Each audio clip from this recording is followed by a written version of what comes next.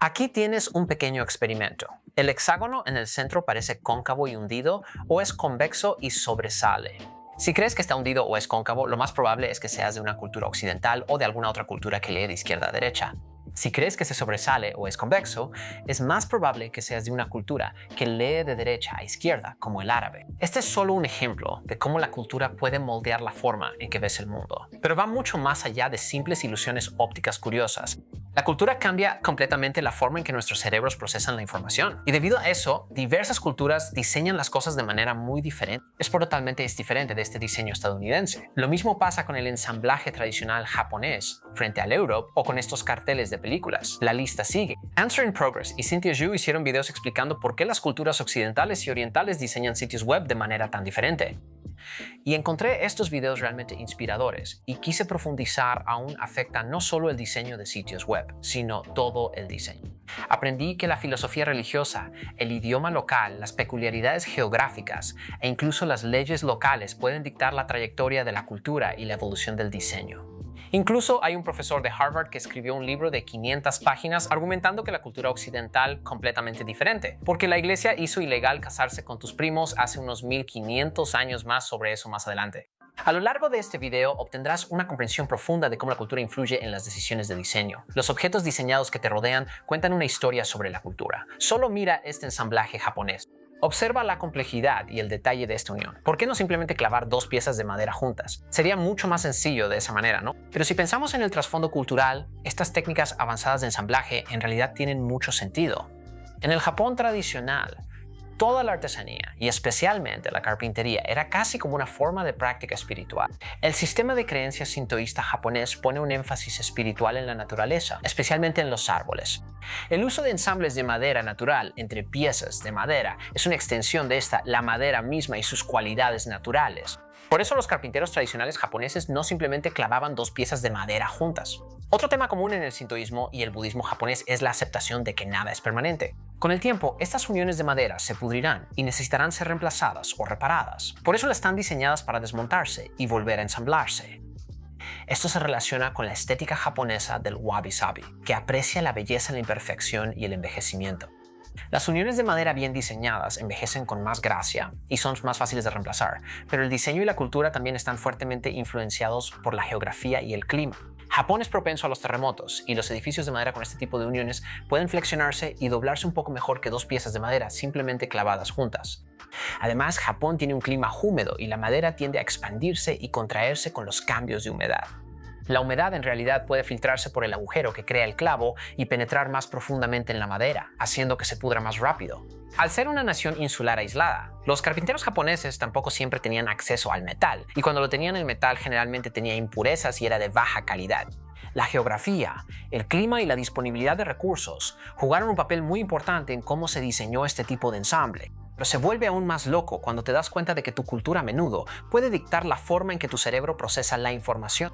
Incluso el idioma que hablas puede literalmente cambiar la forma en que ves el mundo. No es una locura. De todos modos, las personas de Oriente y Occidente ven el mundo de una manera totalmente diferente. Por cierto, cuando digo culturas occidentales, me refiero al noroeste de Europa y a los países que surgieron de ahí. Me refiero principalmente a Asia Oriental.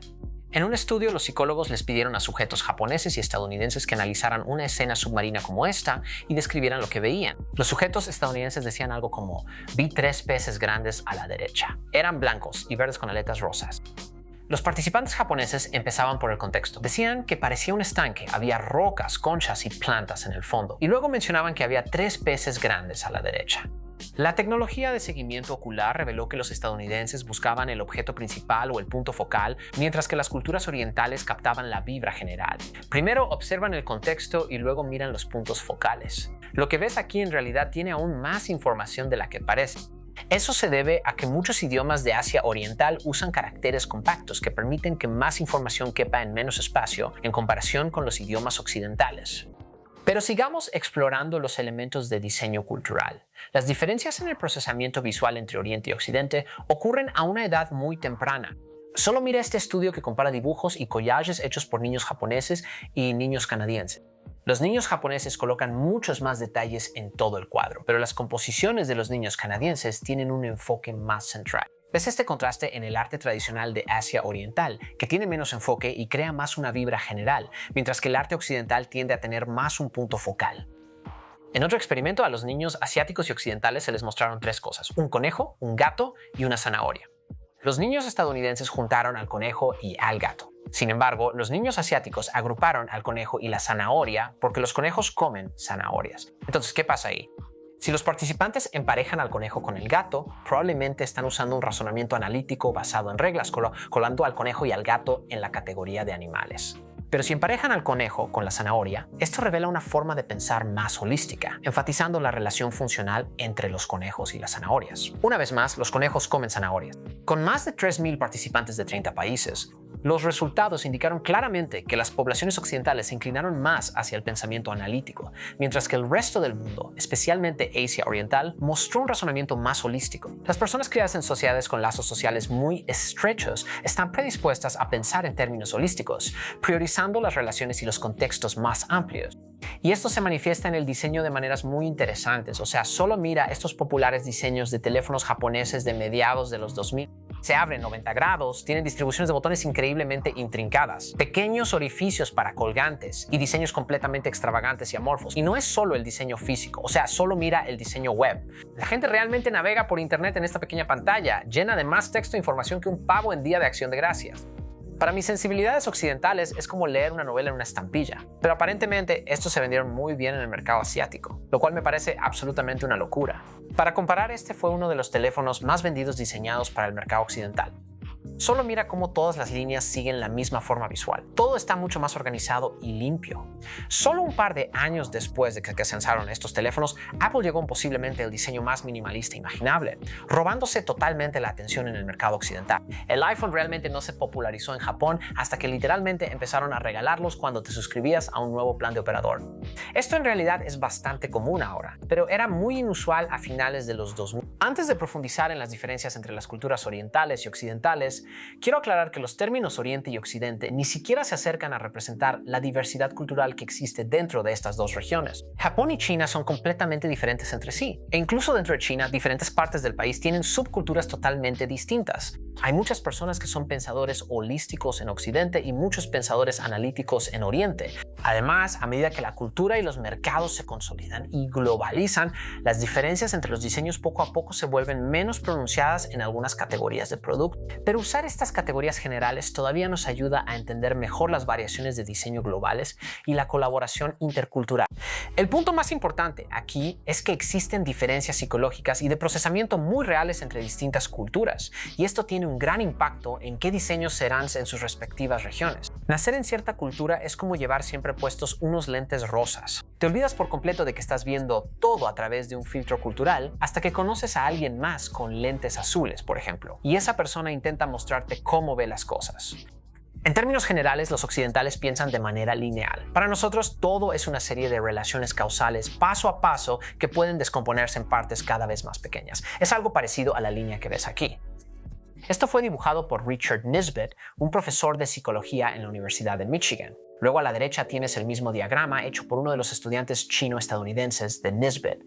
Así es como los asiáticos orientales tienden a ver las cosas. Es una serie de piezas interrelacionadas que encajan unas dentro de otras. Una vez más, estas generalizaciones no aplican a cada individuo dentro de la cultura. Entrevisté a varios diseñadores asiáticos para este video y algunos de ellos tienen procesos de pensamiento y rasgos mucho más lineales que yo. Tus preferencias y tu proceso de pensamiento puede dependiendo de tu estado de ánimo, pero en promedio estas diferencias en el proceso de pensamiento entre Oriente y Occidente son bastante marcadas.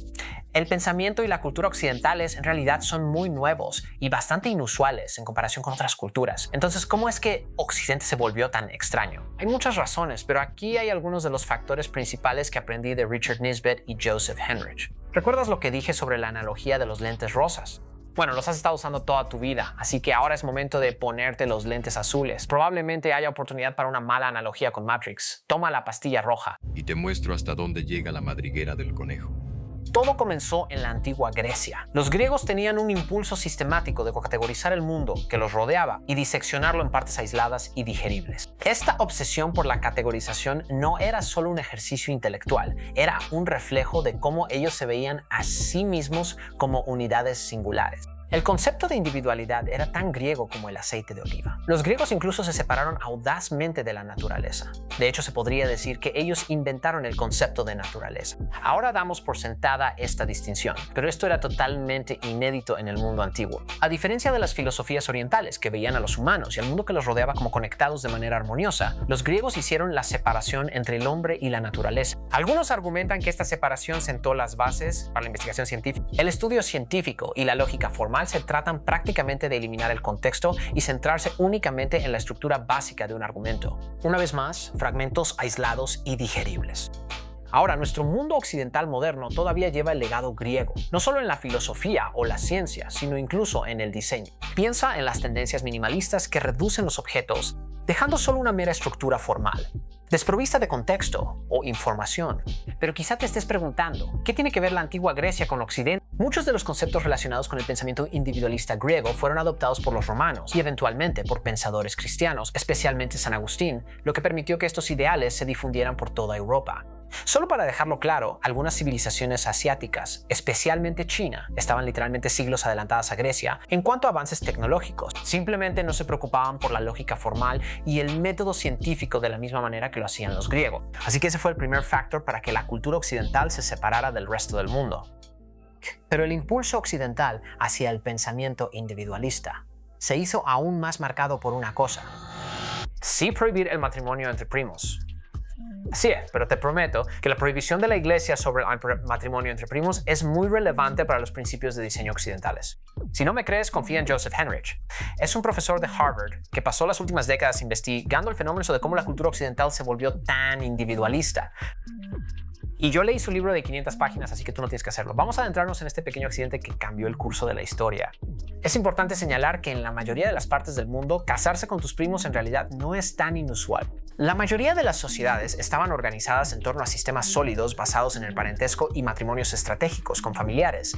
En Europa y en la mayor parte del mundo, la riqueza y la tierra se transmitían de generación en generación a través de la herencia. El matrimonio desempeñaba un papel fundamental en la consolidación de estos lazos sociales y derechos de herencia. Si un hombre moría, su viuda a menudo se casaba con su hermano, asegurando que la riqueza y los bienes permanecían dentro de la familia.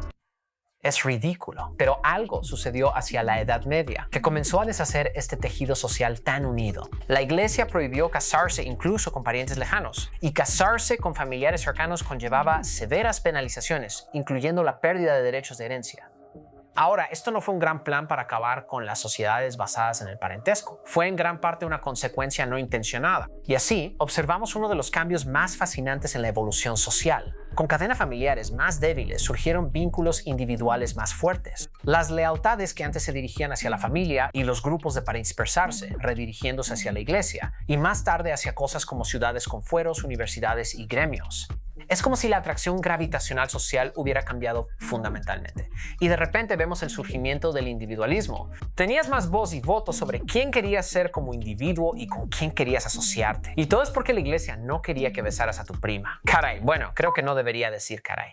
A veces las fuerzas más transformadoras de la historia ocurren completamente por accidente. Si te gustó escuchar esa historia tanto como a mí me gustó contarla, deberías suscribirte. Pero bueno, volvamos al video. La mayoría de las demás culturas adoptaron el modelo occidental de matrimonio. Pero eso ocurrió, ni siquiera prohibió el matrimonio entre primos hermanos hasta 1980.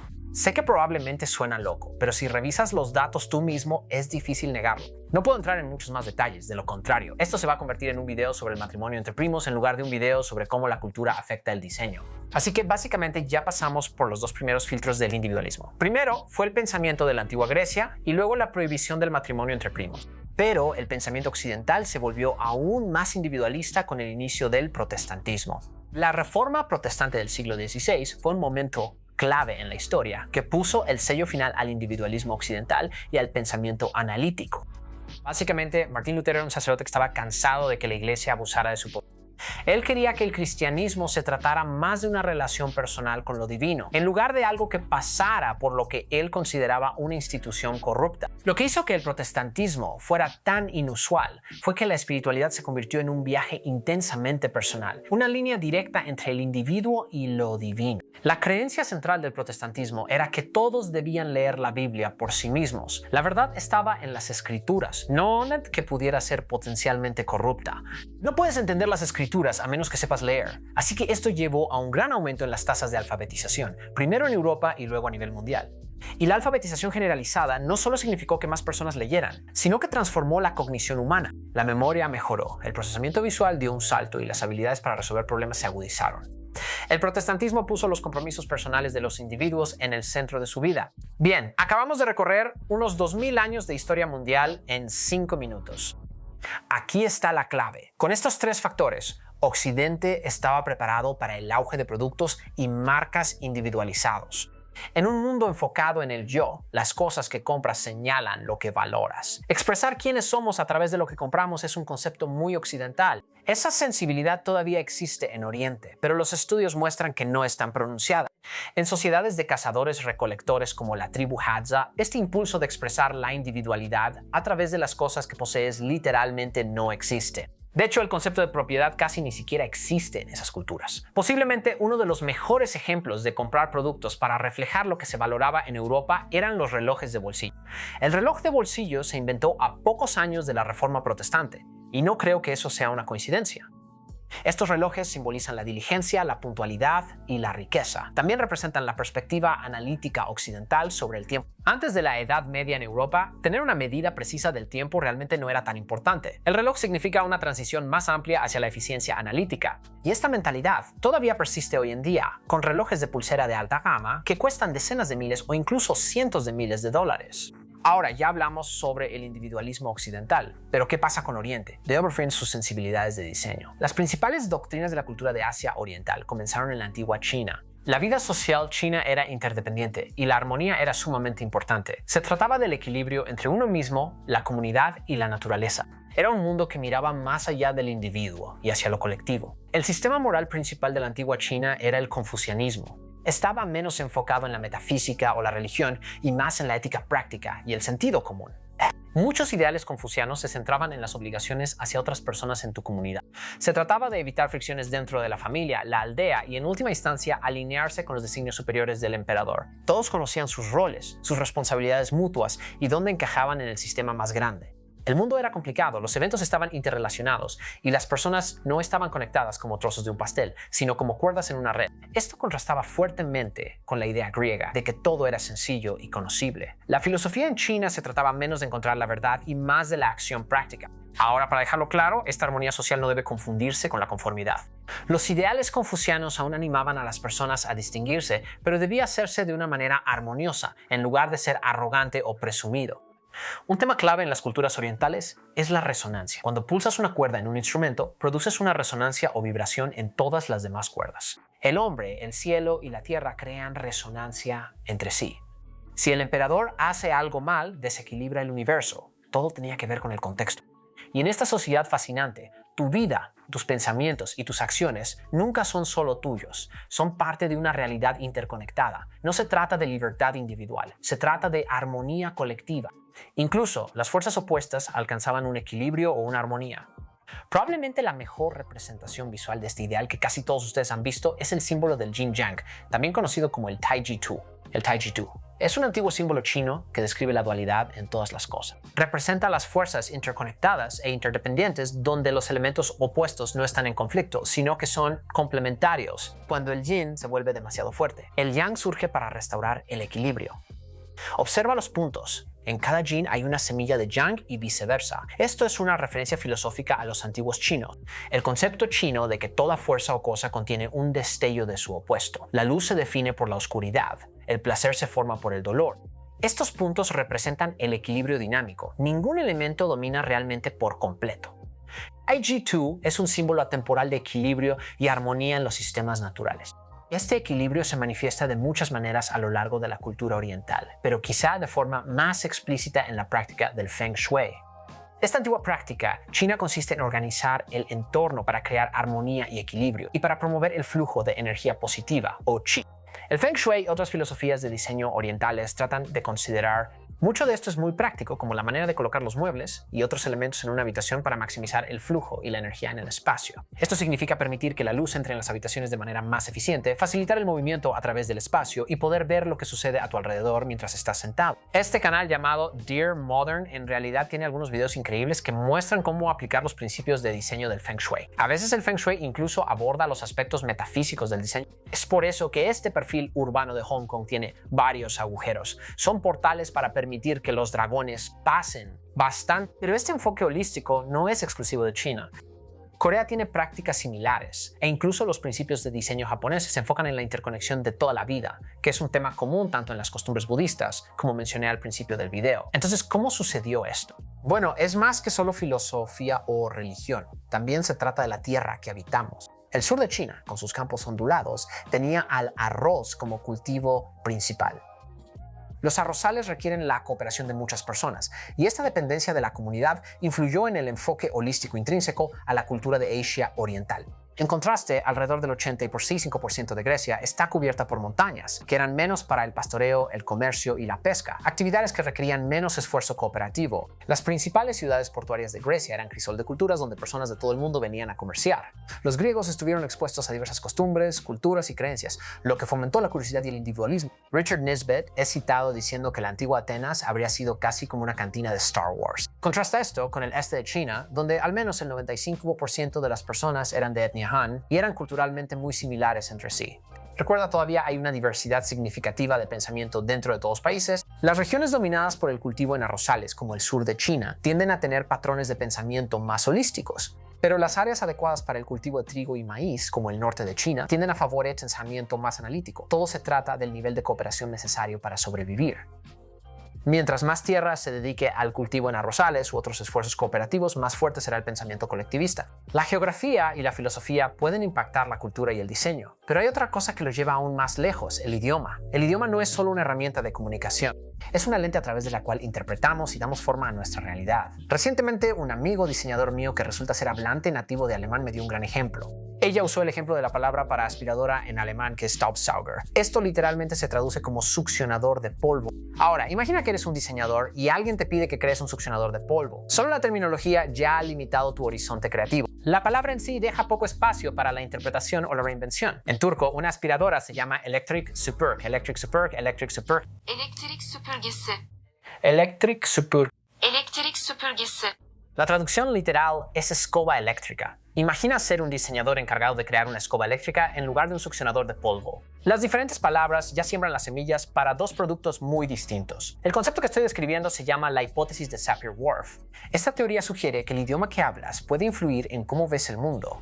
Aunque el alcance de este impacto todavía está en debate, es intrigante pensar que las mismas palabras que usas pueden moldear tu visión del mundo. Es que la manera en que planteas un problema puede cambiar completamente la forma en que diseñas las cosas. Y si dejo de lado las reglas y simplemente digo, diseña una forma de limpiar la suciedad de la alfombra, ya no estás limitado a un electrodoméstico. Quizá ahora te has aventurado en el ámbito de otras soluciones que tal vez ni siquiera sean un producto, tal vez sea un servicio de limpieza. Donald Trump aquí, ya sabes, nadie aspira como yo, así que les presento el iSock, lo más nuevo en tecnología de limpieza automatizada. Es una herramienta muy común del pensamiento de diseño que demuestra cómo un simple cambio en la forma de expresarlo puede cambiar completamente el alcance de un problema.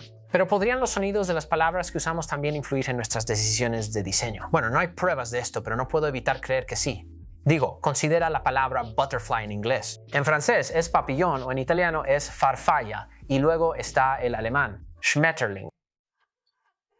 Schmetterling. Esto también se relaciona con la diferencia entre la cultura oriental y occidental. Richard Nisbett, un psicólogo cognitivo, señala que las lenguas de tópico prominente como el japonés, coreano y chino mandarín se enfocan más en el tema general o la idea principal que en el sujeto de una oración. En estos idiomas podrías describir una situación diciendo: en este lugar esquiar es bueno, donde el contexto, el lugar, se establece antes de llegar a lo que es bueno, que es esquiar. Ahora, contrasta esto con el inglés u otros idiomas indoeuropeos. Diríamos, esquiar es bueno en este lugar. Pones el sujeto al frente y luego sigue el contexto. ¿Recuerdas esas pruebas en las que se pedía a las personas que describieran una escena con peces? Los participantes estadounidenses se enfocaron directamente en los peces, a veces apenas mencionando el contexto que los rodeaba. Los participantes japoneses primero describieron el entorno, estableciendo la escena, y solo después hablaron de los detalles sobre los peces. Esto refleja cómo el idioma puede canalizar nuestras percepciones y patrones de pensamiento. Pero no solo importa la estructura de la oración, a veces son las propias palabras. Cuando Mercedes-Benz estaba promocionando sus autos en China, descubrieron que la pronunciación de Benz, al menos en chino, sonaba parecido a la frase que significa correr hacia la muerte. No es sorprendente que optaran por un cambio de marca rápido. Incluso nuestra percepción del color puede verse influenciada por esto. La tribu Himba en Namibia, por ejemplo, no tiene una palabra para el color azul. En su idioma, el azul es solo otro tono de verde. Cuando les muestran colores con verde y lo que nosotros llamaríamos azul, les cuesta trabajo distinguir entre los dos colores. Aunque la tribu Himba tuvo dificultades, las personas que hablan inglés o cualquier otra persona que tenga una palabra para azul pudieron distinguir fácilmente los dos colores. Ahora aquí es donde se pone realmente extraño. La tribu Himba es muy buena para distinguir entre tonos de verde que son apenas diferentes, mucho mejor que cualquier occidental. Es solo el azul con el que tienen problemas, probablemente porque no existe una palabra para ese color en su idioma. Detrás de cada diseño hay una serie de influencias lingüísticas, todas moldeando sutilmente lo que ves, cómo lo ves e incluso cómo fue creado. Bien, creo que ya dejé bastante claro que la cultura influye mucho en el diseño e incluso en la manera en que ves el mundo. Pero uno de los aspectos más importantes del diseño es el proceso. El proceso determina el resultado tanto como cualquier otra cosa. Es como preparar una receta. Puedes tener exactamente los mismos ingredientes, pero si fríes una hamburguesa en sartén y hierves otra hamburguesa idéntica, vas a terminar con resultados muy diferentes. Eso es una hamburguesa. Estoy calentando. ¡Ay, sí! El proceso dicta el resultado tanto como cualquier otra cosa. Y por favor, nunca hiervan una hamburguesa. Así que hablemos sobre los procesos de diseño occidentales. Como saben, el pensamiento occidental ha sido fuertemente influenciado por los filósofos griegos como Aristóteles. Aristóteles odiaba la contradicción, y la mayoría de los occidentales también. Por ejemplo, solo tomen la ley de no contradicción de Aristóteles. Noten la forma en que está redactada. No es solo una guía, es una ley en la cultura occidental. Esta búsqueda de claridad y singularidad se encuentra en todo, desde estrategias de gestión hasta prácticas de diseño. Digo, ya han escuchado todas las máximas antes. Menos es más. Un buen diseño es tan poco diseño como sea posible. El objetivo es mantener las cosas directas, claras y concisas. La cosa es que en culturas asiáticas de alto contexto, esta filosofía de diseño simplemente no aplica en absoluto. Supongo que las ideas de Dieter Rams sobre que un buen diseño es tan poco como sea posible podrían funcionar en una cultura oriental. Los diseñadores y clientes orientales de lo que constituye tan poco diseño como sea posible. Especialmente cuando consideras el hecho de que las personas de culturas orientales pueden procesar mucha más información visual. Quiero decir, mira esta rosera Black & Decker junto a esta rosera Sohirushi. Aunque Dieter Rams no diseñó la rosera Black & Decker, definitivamente encarna sus principios minimalistas. El diseño de la Sohirushi aparentemente es un gran diseño, pero las formas son muy elípticas y amorfas. Además, mira los botones, todos están dispuestos de una manera extraña. Realmente no tiene sentido, al menos para las sensibilidades occidentales. El punto es que según los estándares occidentales, esto definitivamente no es un diseño minimalista, pero es un diseño superventas en Japón y en general un gran producto. Es importante señalar que el diseño minimalista se encuentra tanto en los países occidentales como en toda Asia Oriental, pero sus motivaciones y expresiones subyacentes son muy diferentes. El minimalismo japonés tiene sus raíces en filosofías como Wabi-Sabi-Ma, que valoran la belleza de la imperfección y la importancia del espacio negativo.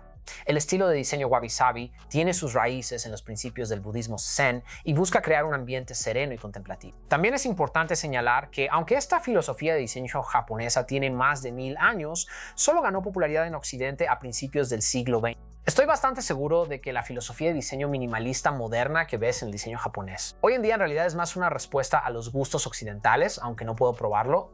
Pero algo que sí puedo decir es que, aunque el público occidental suele asociar el diseño japonés con el minimalismo, muchos diseños japoneses tradicionales son intrincados y funcionalmente muy complejos. El minimalismo europeo, por otro lado, se basa mucho en el funcionalismo y el racionalismo, con influencias de los movimientos de diseño Bauhaus y escandinavo. Las formas geométricas y una paleta de colores monocromática caracterizan este estilo. Mientras que el minimalismo japonés busca proporcionar un espacio para la contemplación espiritual y holística, el minimalismo europeo apunta a la eficiencia y la claridad.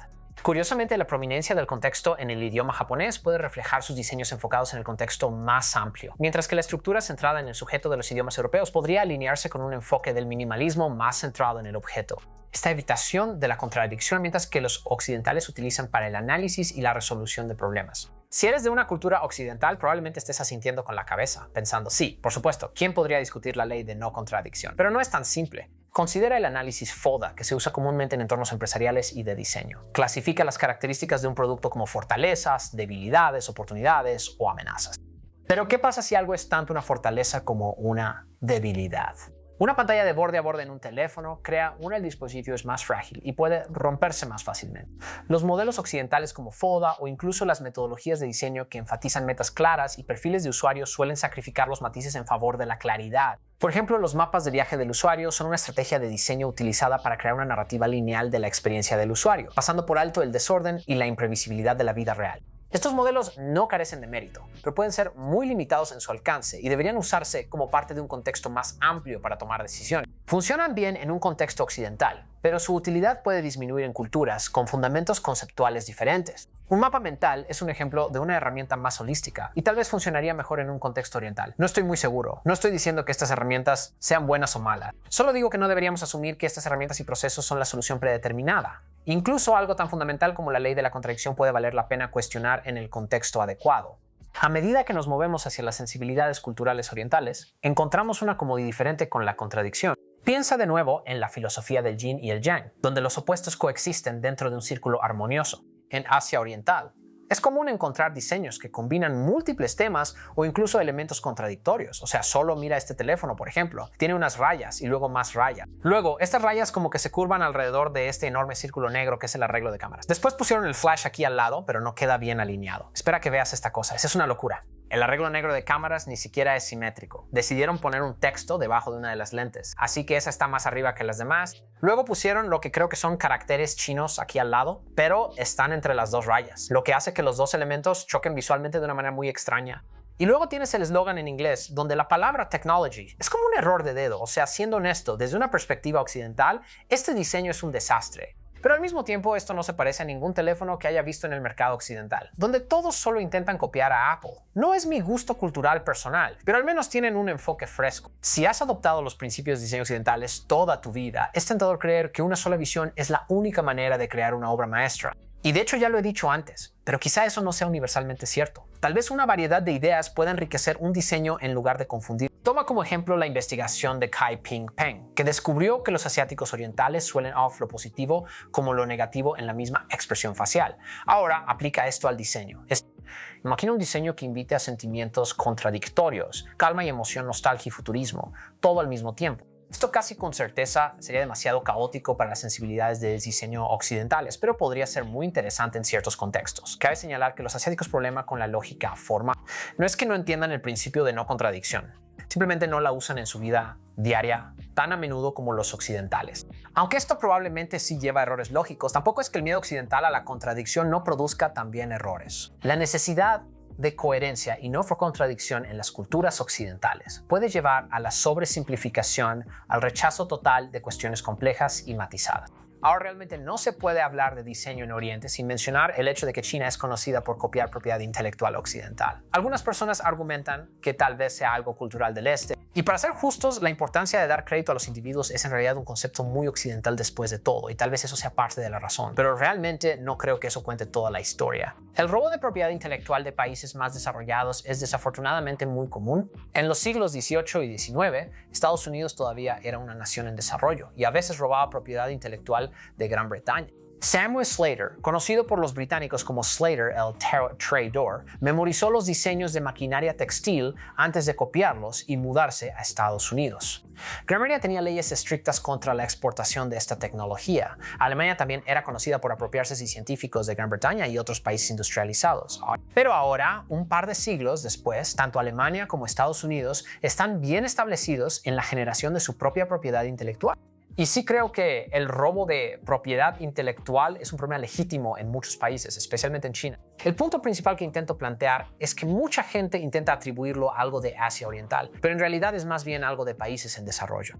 Mirando hacia el futuro, tenemos una oportunidad emocionante de combinar lo mejor de todas las perspectivas culturales para enfrentar los desafíos que tenemos. No es fácil, significa dejar atrás nuestras creencias y valores más arraigados, pero definitivamente vale la pena. Al ajustar nuestros enfoques, cuestionar nuestras propias formas de entender y abrir nuestras mentes a las experiencias de los demás, estamos formando un mundo unificado, rico en conocimiento compartido y con un potencial infinito. Juntos, construyamos un mundo que esté interconectado, consciente y más fuerte que nunca. Y eso comienza por entendernos unos a otros. Espero que hayas aprendido tanto viendo este video como yo al hacerlo. Cada vez que lanzo uno de estos videos, realmente me deja agotado. Capsular estos conceptos tan enredados y unifacéticos es mentalmente agotador, así que agradezco mucho tu apoyo.